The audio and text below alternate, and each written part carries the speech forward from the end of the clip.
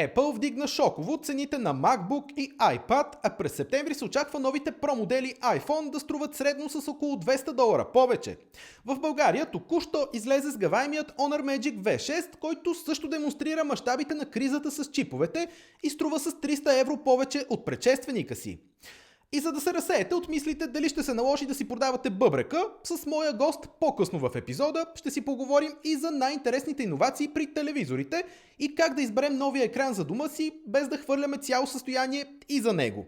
Здравейте! Вие сте с втори епизод на чисто новия технологичен клуб на Ник Самбал. Гледайте, обещавам да бъде интересно.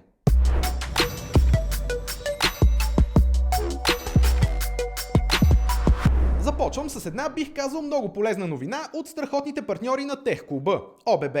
Банката представи изцяло нова гама планове за ежедневно банкиране, специално съобразени с различните етапи от живота на човек – от тинейджъри и студенти до активно работещи и възрастни хора. Тези планове включват най-често използваните банкови услуги на едно място, като към част от тях е добавена и възможност за застраховка, телемедицина, второ лекарско мнение от ДЗИ без допълнителни такси. И така, ето колко бързо и лесно става активирането на такъв план. От основния екран на приложението избирате "Открийте нов план". След това преглеждате опциите, като в моя случай аз искам да използвам новия план Smart, който е с стандартна такса от €2,50 на месец, но ако се активира до края на годината ще бъде 12 месеца без такса за обслужване. Виждам дебитната карта, която ще получа с плана, след което попълвам някои лични данни, избирам кой клон на банката ми е най-удобен за получаване на документите и картата и готово. Всичко това става супер бързо през приложението ОББ Mobile, което със сигурност ви препоръчвам да използвате, ако като мен сте клиенти на ОББ. Но ако не знаете кой от новите планове е най-подходящ за вас, винаги може да поискате съдействие от дигиталния асистент Кейт. Следващата новина е свързана с една интересна българска премиера. На 8 юли започнаха продажбите в България на новия сгъваем модел Honor Magic V6. Ключовият апгрейд при него е чипсетът Snapdragon 8 Elite Gen 5, както и внушителната батерия с капацитет от 6660 мАч. Това е поредното устройство, ударено от кризата с чиповете, и цената му е с цели €300 по-висока от тази на предходния модел. Имайте предвид, че Magic V6 все така идва с цели 16 ГБ RAM и 512 ГБ, като вероятно ще бъде един от много малкото модели с толкова оперативна памет през 2026 година. Все пак до 30 юли цената е промоционална и ще бъде €2099, т.е. с €200 отстъпка от стандартните €2299. А до края на месеца смартфонът идва и в комплект с часовника Honor Watch 6, който също е с доста солидна 980 мАч батерия и обещава до 35 дни живот или до 17 дни нормално ползване. Но да се върнем на цените на чиповете памет. Очаква се през настоящото лятно тримесечие те да поскъпнат с нови 40 до 50%, а през последната четвърт на 2026 година с още 30-40%. Припомням ви, че до тази криза се стигна заради бурното развитие на изкуствения интелект, защото чипмейкърите масово започнаха да пренасочват поточните си линии от стандартна мобилна RAM към памети за AI сървъри. И заради по-високите печалби там, мобилният сектор остана на заден план, което свива предлагането и вдига цените в пъти. Според финансовите прогнози на TrendForce за 2026 година, глобалните приходи на пазара на памети ще достигнат рекордните над $889 милиарда или 296% ръст. Честито на печелившите, като например Samsung, които заради бизнеса си с чипове очакват близо $58,4 милиарда печалба за периода април-юни. Това е умопомрачителен ръст от над 1800% спрямо същия период на миналата година. С този резултат Samsung изпреварва Nvidia и Apple, отчитайки най-голямата тримесечна печалба на технологична компания в историята. Пазарните анализатори от IDC и Counterpoint ревизираха надолу прогнозите си, очаквайки около 14% спад в глобалните доставки на смартфони на годишна база. Обемът пада под 1,1 милиарда бройки, което е най-ниското ниво от 2013 година насам. И това се дължи на факта, че по-малките марки извън Apple и Samsung не могат да издържат на ценовия натиск и свиват производството си. И ако се чудите до кога така, според шефа на SK Hynix, един от ключовите три производителя на памет чипове, заедно с Samsung и Micron, 2027 година до година ще бъде най-тежката година от към недостиг на памет в историята. Моят съвет е, ако скоро ще ви се налага да си купувате нов телефон, да действате много бързо и да изберете такъв, който можете да използвате поне 2-3 години, когато евентуално очакваме да влязат в сила нови производствени мощности и да се навакса с недостига. И тъкмо в отговор на кризата с чиповете на 25 юни, съвсем наскоро, Apple предприе безпрецедентен ход, като обяви шоково глобално увеличение на цените на голяма част от продуктите си. Увеличението обхваща основно компютрите Mac, таблетите iPad, както и устройствата за дома и шлема Vision Pro. Скоковете в цените варират между 15 и 29% или в абсолютна стойност от $30 до колосалните $1300 за някои топ конфигурации. Към момента някои от най-продаваните устройства на компанията, iPhone, Apple Watch и AirPods, остават незасегнати от юнското увеличение. Цените им не бяха пипнати, но анализаторите са категорични, че това е само временно предпазване на потребителите, докато на пазара излязат новите поколения устройства. А ситуацията при предстоящите флагмани от серията iPhone 18 изглежда доста сериозна. Според данни на Counterpoint Research, производствената цена на iPhone 18 Pro Max ще скочи с около $300 спрямо предшественика му.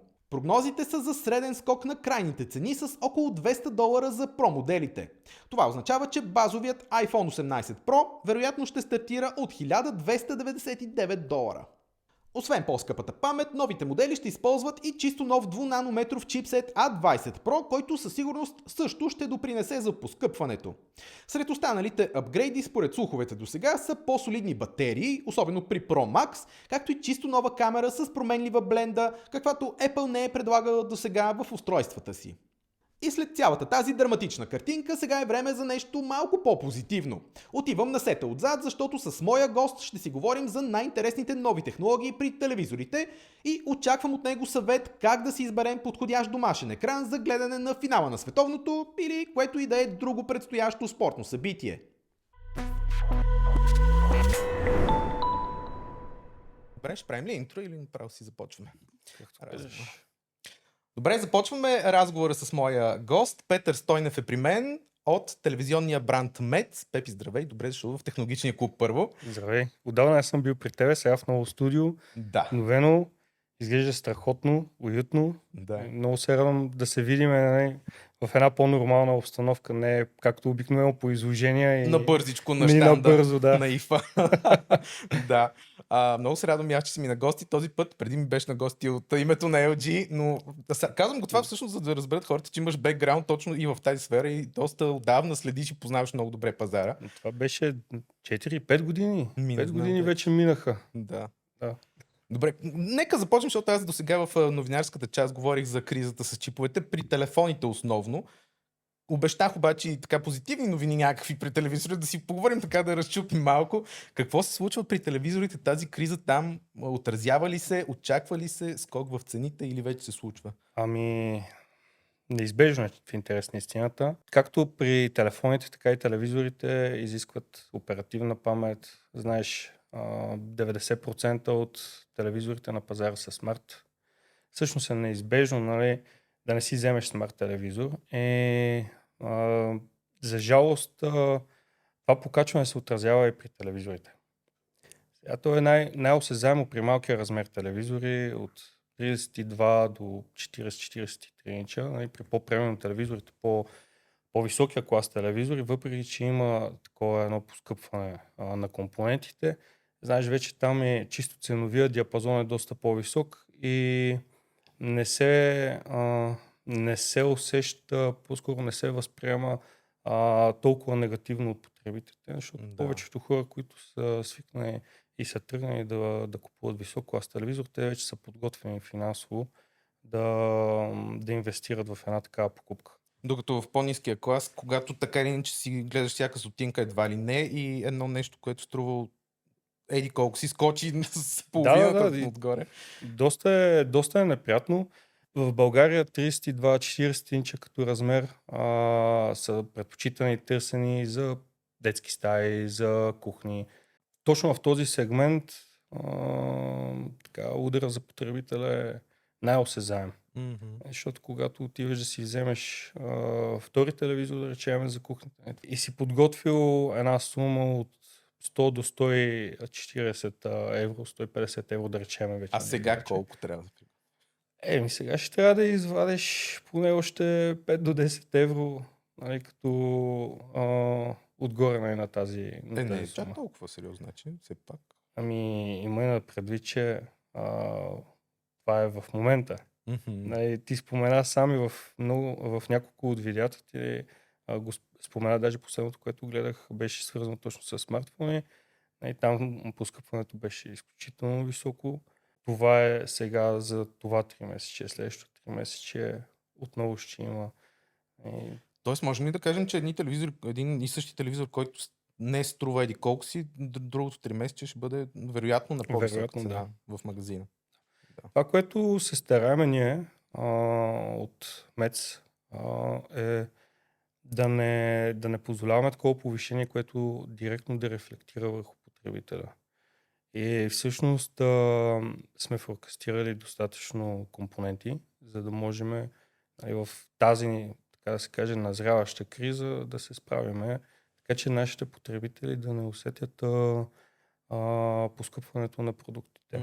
Ами те повечето компании се опитват точно така да абсорбират докъдето могат и да предвидят скока на цените, да не се отразява на крайните, но в един момент всъщност вече никой не издържа и се случва това поскъпване, за което само говорихме. Неизбежно е, да. Ами ние фокастираме месеци напред. И всъщност всеки един такъв негативен сценарий е заложен в нашия план и имаме опция да реагираме. Особено пък сега в този момент, в който ние имаме нова фабрика в Полша. Прогнозите, които правиме и тук локално за нашия офис и за съседните държави, трябва да са доста, как да го кажа, доста точни и да имаме бекъп план за абсолютно всяка една ситуация. В тази фабрика всъщност телевизори за кои пазари се произвеждат? За цяла Европа. И за нашия пазар? Абсолютно, да. Абсолютно всичките ни телевизори идват от там. Това е втората ни фабрика в Европа. Първата е тази, която е позиционирана в Германия. Ние с теб говорихме на ИФА за нея. Тази е позиционирана в Полша. Миналата година завърши строителството на фабриката. По точните линии вече са запълнени, работи. Всъщност това е интересно уточнение, защото трябва да разкажем всъщност за МЕЦ малко. Ако искаш ти го направи това, да не влизам аз в някакви такива детайли, но каква марка е МЕЦ, за който все пак не е толкова запознат с нея, въпреки че това е супер стар бранд, немски, но въобще е с историята с придобиването от Skyward. Ти сам каза, МЕЦ е стар немски бранд. На пазара е позиционирана повече от 65 години. Преди 10 години тя бива придобивана от китайския гигант Skyward. Като в този joint venture Skyward и МЕЦ запазват германското качество на бранда и добавят иновациите, които Skyward може да предостави. И мащаба всъщност, който е една такава гигантска компания. Ти знаеш за Skyward, бил си в Китай много пъти, в Шенжен си бил, виждал си всъщност всичките сгради, които компанията притежава. Аз също се завърнах там преди около 2 седмици. Какво прави ти в Китай? Разкажи ми. В Китай присъствах на едно много голямо събитие, в което компанията майка събра най-добрите си служители от всички компании, тъй като тя Skyward не е собственик само на МЕЦ. Ние имаме правата за Panasonic, имаме за Philips в Америка, отделно имаме компания, която се занимава с сет-топ боксове, автономни автомобили и така нататък. Като компанията събра всичките служители, които са част от телевизионния бизнес, и там присъствах на едно награждане, което получих награда от тях. Не си я донес. Не се я донесъл. Да видим. Оставях я в офиса, колегите трябва да вземат рамка и да я закачат на стената. За Outstanding Performance. А всъщност, кажи ми, в България, кога дойде бранда, преди няколко години си спомням първото събитие. 2 години и половина, 3 години ще станат първото събитие, на което да ти дойде. 3 години и вече И награда. всъщност, Браво. ние започнахме от нулата тук в България. Нямахме буквално нищо, нито офис, имахме дистрибутор и това беше позитивната част. Като наистина е старт от скрапа. Напълно непознат бранд. За теб е познат Мец като бранд, но дълги години Мец не е излязъл от немския пазар. И всъщност в момента, в който Skyward придобива компанията. 2015 мисля. Точно така. Skyward придобива компанията, развива бранда Metsblue, като оставя класическия бранд Mets Classic само за немския пазар. Който е по-висок позициониран. Изключително премиум. Там не само, че премиум, но и чисто дизайнерски продукти. Той е нишови продукти представяме там. И започва развитието на Metsblue, този, който ние познаваме на нашия пазар. Добре, Metsblue е марката, която е налична при нас в България. Какъв ценови диапазон покрива този бранд? Колко струват телевизорите?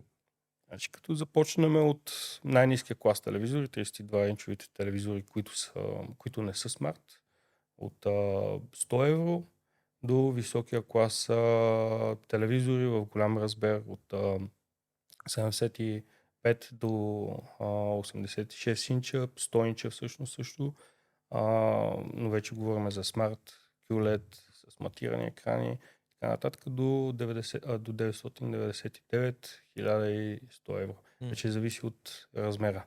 Пак не е в най-високия клас.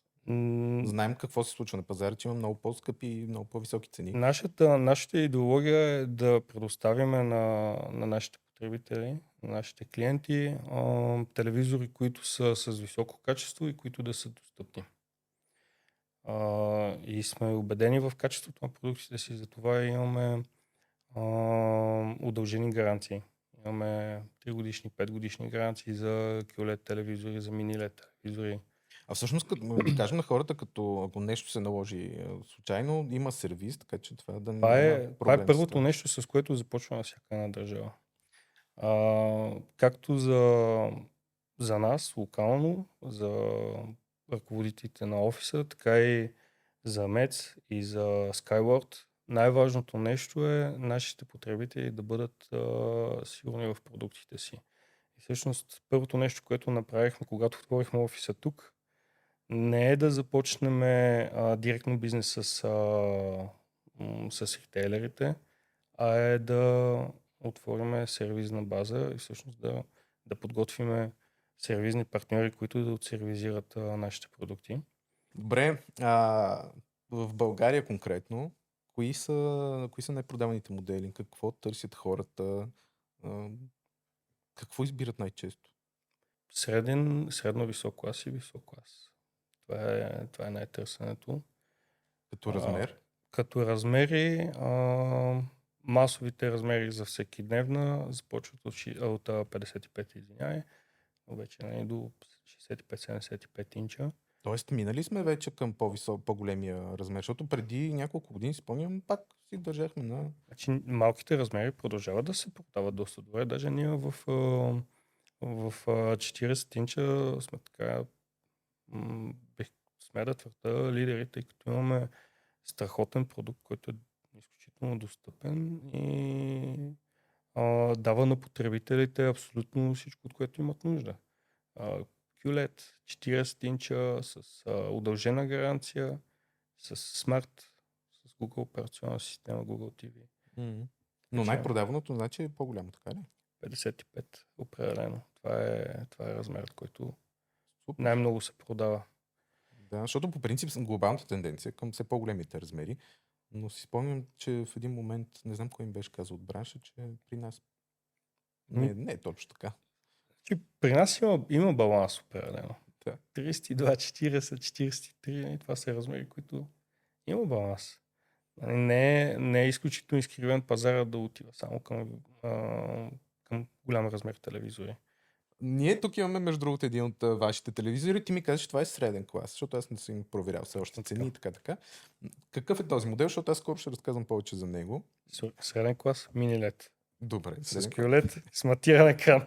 Да, всъщност матовия екран за мен е супер key фичър за такова нещо. Ако е дори в офис, като тук, където има повече осветление, в стая с прозорци, които греят директно светлината в него. Това е най-доброто нещо за мен.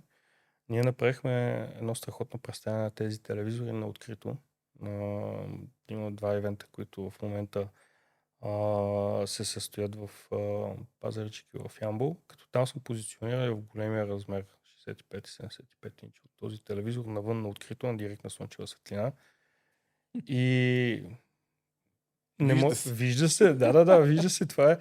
Аз не съм бил скептично настроен, нали, но хората от ивента от началото, защото всеки знае какво се случва, когато си отвориш шторите в къщи. В началото бях така малко скептични, но това е най-доброто за мен, особено за по-светли жилища. И това е нещо, което в моя дом ми липсва. Добре, но хората се притесняват това нещо, дали не влияе на картината, на яркостта, на цветовете. Не влияе нито на яркост, нито на цветовете. Абсолютно всички изисквания, които има и най-капризния потребител, са покрити. Другото нещо, което е много интересно за нашите телевизори, трябва да спомена, че имаме изключително много иновации в тях. И един от моите любими key features е iCare Future. Като iCare Future работи постоянно, не като на телефона, примерно да включиш тази функция, екранът ти пожълтее. Ние сме решили проблема на хардуерно ниво, като подсветката, която използваме, не излучва синя светлина в този вредния спектър, който уврежда очите. Така че имаме матиран екран с хубава равномерна подсветка, мини LED подсветка, щадящ очите, който няма никаква деформация на изразяването на цветове, което на практика означава, че можеш да застанеш цял ден да гледаш телевизия. Няма да ти пречи околната светлина. Общо взето е един от любимите ми продукти. С нетърпение очаквам предстои ни пускане на по-високия клас телевизори, като това ще се състои в края на Q3, в началото на Q4. Там вече ще представим и 8 серия. Ще представим 120-144 херцовите ни телевизори, които пък са перфектни за гейминг. Като OLED телевизори? Имаме някакви предложения. Имаме не OLED, са фокус. имаме OLED, не са фокус, но също се продават. Те са малко по-нишови. При тях имаме малко по-специфичен дизайн. Имаме BMW дизайн, изключително красиви продукти. Има пазар за тях, но на този етап ние сме се фокусирали върху мини LED и върху QLED технологията. И да кажем, че всъщност смарт телевизорите ви са с Google TV. Точно така, с Google TV, като през Q4 планираме да пуснем промоционална серия в средния клас, които ще бъдат с друга операционна система. С друга? Да, като там аз в началото на разговора си говорихме за чиповете с теб. Да. И ти казахме, че компанията е готова за всякакви варианти. Имаме бекап вариант за всяка една ситуация, и тъй като Q4 е момента, в който започват всички големи промоции. И също време ние трябва да имаме продукт, който да е атрактивен. И тъй като и чиповете поскъпват, затова избрахме да пуснем 2 модела, които са с друга операционна система, която е изключително популярна и е добре позната на потребителите не само в България, а в цял свят, като основната причина е, че като ресурс тя не използва толкова голям ресурс, както Google. По-лека. По-лека е като... Коя тя може да ми кажеш? Ще ти кажа малко по-късно. Трябва да имаме още един повод да ме поканиш тук. Добре. Ако си кажа всичко сега. Това на ИФА ли ще се случи този анонс? На ИФА също ще го покажем. Както и ти ще имаш възможност да видиш и другите операционни системи, които предлагаме с нашите продукти. За жалост, не всички са подходящи за нашия пазар и затова не ги представяме тук, тъй като липсва това, което най-много се търси от българския потребител. Това са специфични локални апликации. А, Така ли? Има ли хората да търсят някакви специални приложения на телевизор? да не Операторските. да не им правим реклама, окей. но Не, това е ясно, да, ако липсват, да. Да. няма как да се случи това нещо. Другото е, че самия факт, когато отиваме да си купуваме телевизор, ние отиваме с мисълта, че тези неща са даденост вътре в телевизора, дори няма да си направим труда да попитаме продавач консултанта в магазина. Определено, ако е смарт телевизор, бих очаквал Така да че може да си... в Q4 ще представим тези продукти, които ще са на промоционални цени, за да може да хванем все пак и вълната на черния петък и така нататък. Също в края на Q3 ще представим също високия ни клас телевизорите, ще може да ги видиш и на ИФА. Високия клас, какъв диапазон очакваме това като цени? Имаме ли горе-долу? Както казах в началото на разговора, до 1200 евро. Когато представим тази част от портфолиото, мисля, че ще завършим напълно цялостната ни картина, защото ще може да дадем продукти на геймерите. Това е много ключово при тях.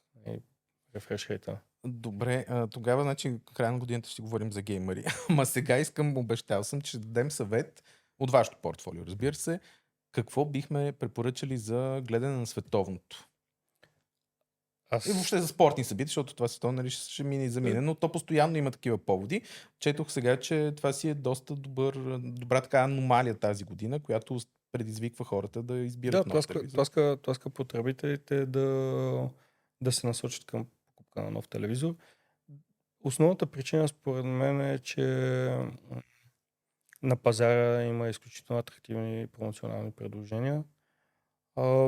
Като продукт аз бих се насочил към този, който ти имаш, на който ще направиш ревю, към MNH серията. И не само за световното, а като продукт, който за ежедневна употреба няма да разочарова потребителите.